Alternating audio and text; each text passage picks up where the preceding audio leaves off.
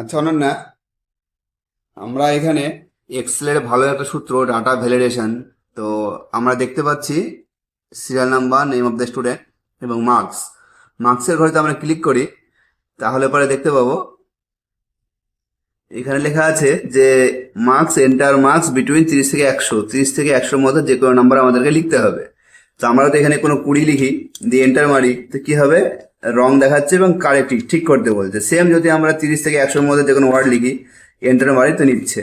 তো আমরা সেম জিনিসটা ডান দিকে কিভাবে করব?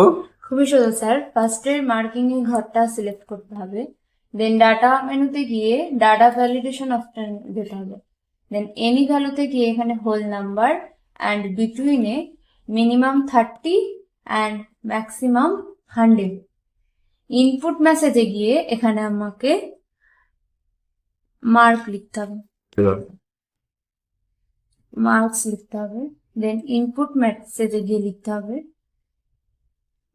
তারপর এরর অ্যালার্টে গিয়ে এখানে স্টপ থাকবে অ্যান্ড টাইটেলে লিখতে হবে, হ্যাঁ টাইটেলের রং অ্যান্ড এরর মেসেজে কারেক্টেড লিখতে হবে, দেন ওকে। তারপর এখানে যে কোনো একটা ঘরে ক্লিক করলে আমাদের এখানে মেসেজ দেবে। তারপর যদি আমরা এখানে 30 ক্লিক করি তো 30 আসবে, তার নিচে যদি কোনো ঘর ক্লিক করি তাহলে আমাদের এখানে অ্যালার্ট করে দেবে। ওকে।